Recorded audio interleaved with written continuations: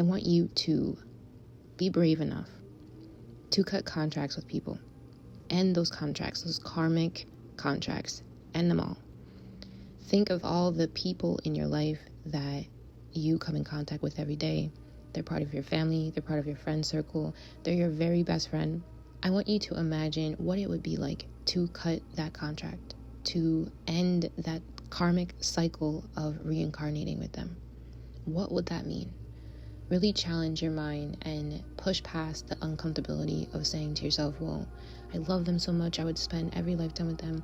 Think about your kids. Think about someone you would say, oh yes, over and over and over, I would do it with them again. I would be in relationship. I would have them in my life. The bravery of saying to yourself that I can cut these contracts, that I can cut the cord, it makes you have to sit in a space alone. It starts you from a place of zero. It starts you from a place of not depending on any other person, any other entity, relationship to feed who you are, to give you value, to give you meaning or purpose. You are at zero. You're at the ground floor. It's a chance for you to start over and reevaluate your relationship with yourself first and foremost. Who are you? Why are you here? Why is it important for me to do X, Y, and Z? What brings me joy before I can bring joy to anyone else? What things and ideas and situations am I holding on to from the past that are dictating how I appreciate myself, how I appreciate the people that come in and out of my life? What things from my past contracts with other people are bleeding into my new relationships, my new situations, my new thoughts about myself, my new reality, my current reality? How am I holding on to a story? Because with each of those contracts, we have a story, right? Say you identify as this person's daughter. That is the contract that you have with your father or your mother. I am the daughter of this person. And in that contract, you have a history, a story between the two of you of how your childhood was, what they said to you, what they did, how they did it, what they didn't do, that whole story that you hold on. It creates a tension around what you believe yourself to be. It now influences who you believe you are as a mother or a wife. It influences how you do your job, how you interact with a stranger, how you talk to yourself. And when we lovingly let go of those contracts, we let go of those stories, and we let go of those mindsets that have traveled with us into our current state, and we allow ourselves to start over.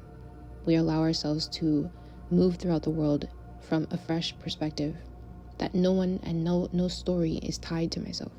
I can find out who I am right now instead of echoing and mirroring who I was as the daughter of so-and-so when I was 15.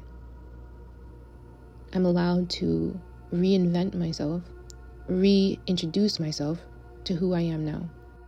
I think sometimes we can be afraid of those fresh starts because it feels like we're disrespecting the connection and the history and story, maybe even our ancestry. But that fresh start is what creates a new world for yourself. That fresh start is just you opening up another door and saying, I'm ready to build my future from right where I stand right now. I don't have to bring everything from the other room into this new room. I can leave what is in the past, what is in that other room, there, with respect, with love. It's being cherished. I dusted all the furniture. I cleaned the room.